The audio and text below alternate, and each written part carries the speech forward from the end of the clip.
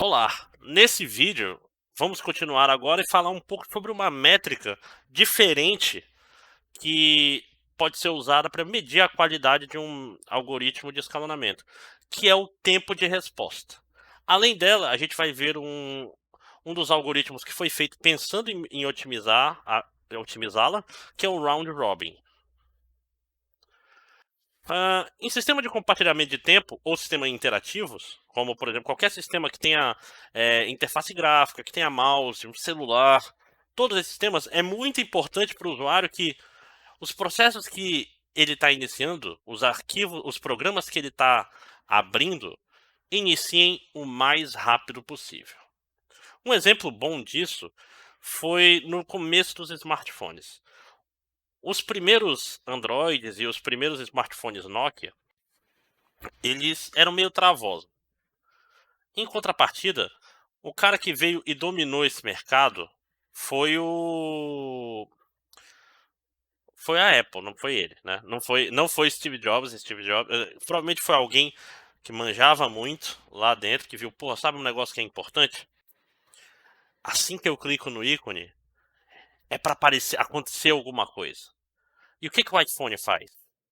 Que agora o Android começou a copiar, agora tem vários anos. Assim que você clica no aplicativo, ele joga uma tela, ele faz aquela animação da tela vindo imediatamente, o mais rápido possível.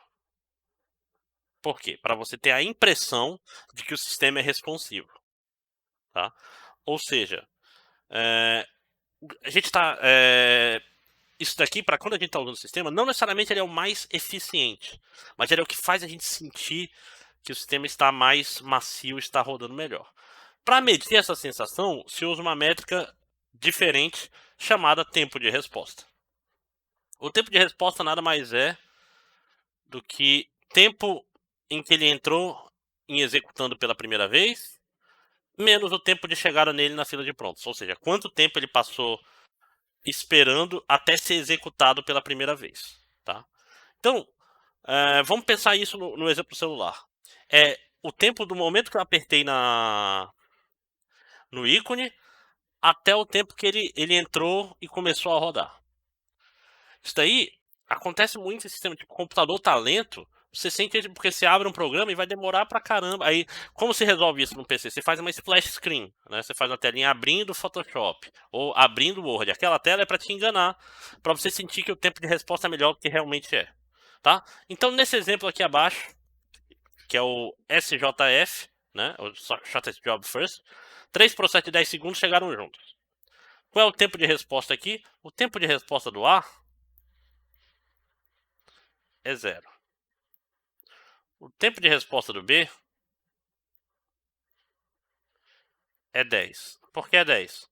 Porque ele chegou no momento 0 e teve que esperar até o 10 para rodar pela primeira vez. E o do C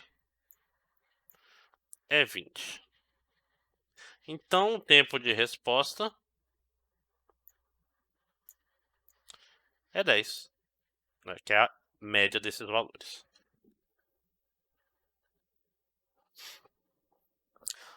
Qual característica de workload seria terrível para o tempo de resposta do SJF? Um workload que a gente já viu nos vídeos anteriores seria muito, muito, muito ruim. Sabe qual? Aquele workload que A tem tamanho 100 e que B e C tem tamanho 10, mas eles chegam um pouco depois. Por que seria terrível? Porque a gente teria que esperar a rodar 100 para aí sim rodar B e rodar C. Então pensa que são segundos. O seu programa rápido, que você mandou rodar depois, você está rodando um programa longo e pesado. Aí você, porra, enquanto esse programa está rodando, putz, eu lembrei, eu tenho que ler meu e-mail. Seu e-mail vai esperar esse programa longo acabar. Esse é o problema do tempo de resposta e isso destruiria o SJS. Por quê? Porque o tempo de resposta seria 0 mais 100 mais 110. Ia ser 210 dividido por 3 dá 70, ao invés de 10. Uma ideia para melhorar o tempo de resposta é, ao invés de eu ter... Então, isso daqui vem do pensamento meio anti-computação, né? Se tu pensar assim. É menos aquela computação hard e mais uma parada meio IHC, né? Eu não tô mais preocupado em tentar fazer da forma mais eficiente possível. Eu tô querendo fazer da forma que dê maior satisfação para o usuário. Então, por isso nasceu o Round Robin, que é, ao invés de eu rodar os processos até o fim, então eu pego o processo, eu estou querendo pegar os processos menores para terminar eles logo para me livrar. Eu quero terminar rápido, eu quero no final ter passado o menos tempo possível para terminar cada processo. Esse é o tempo de execução, esse é o SJF. Com Round Robin, não. Eu quero dar satisfação a todos os processos o tempo todo. Então, na prática, os processos ficam numa fila circular e são rodados em rodízio, tá? Então, para cada processo, eu dou uma fatia de tempo, um time slice, também conhecido como quantum. E cada processo, por exemplo, vamos dizer que esse quantum seja de 1 segundo. O processo vai rodar 1 segundo, vai sair, vai entrar o próximo processo, vai rodar 1 segundo, e eles vão nesse rodízio, nessa fila circular, até que eles vão terminando, certo? Isso daí é parecido com o exemplo que eu fiz no outro vídeo da fila do bebedouro depois do jogo de futebol. Que o cara toma um pouco de água, quando ele acha que já passou muito tempo, ele vai pro final da fila de novo, até para dar tempo para se saciar, né? Então, é basicamente isso que acontece no round robin. É uma fila circular e uma coisa importante, o quantum tem que ser um múltiplo do timer, né? Por quê? Porque tem que lembrar, vamos lembrar da aula de execução direta limitada. O hardware, ele dá uma interrupção a cada vez que dá um tempo do timer, né? Vamos dizer que o timer é 0,1 segundo, 100 milissegundos. A cada 100 milissegundos, ele dá uma interrupção. Então, o seu quantum tem que ser alinhado com isso, para quando o quantum do processo acabar, pô, rodou um timer, deu a interrupção e o cara viu, opa, o cara, no caso o SO, opa, tá na hora desse cara sair e achar outro processo. Então, aqui um exemplo. A, B e C chegam ao mesmo tempo e precisa de 5 segundos para rodar. Esse é o SJF. SJF é ruim para tempo de resposta, mas é bom para tempo de execução. E esse é o round robin. Então, ó, SJF. Vamos ver o tempo de resposta dele. O tempo de resposta de A é 0. De B é 5.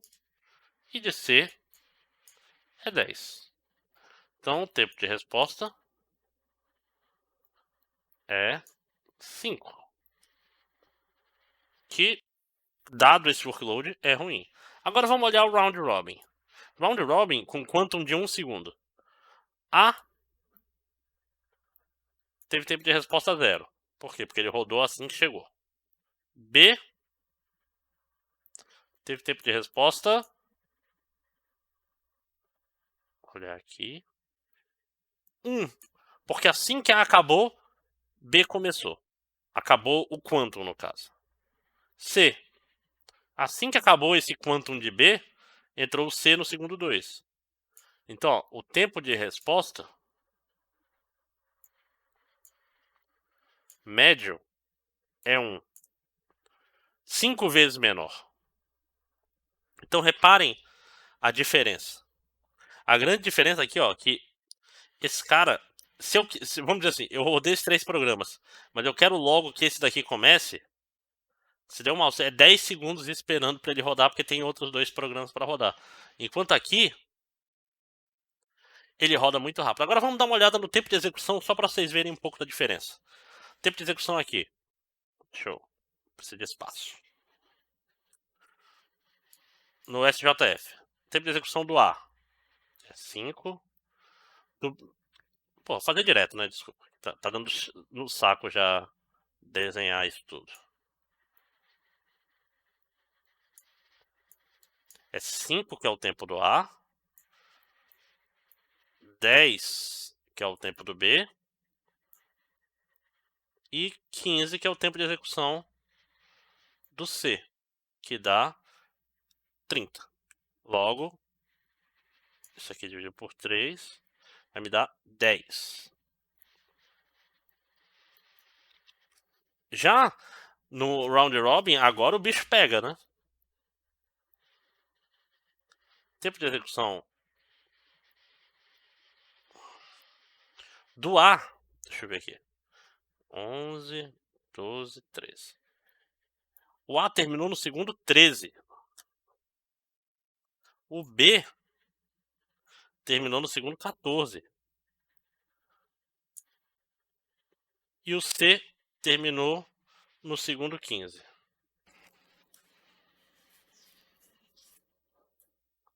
Isso aqui dividido por 3 vai me dar, obviamente, 14 segundos de tempo de resposta. Então, ó, o tempo de resposta sofreu, especialmente para alguns processos, para essa melhora em tempo de...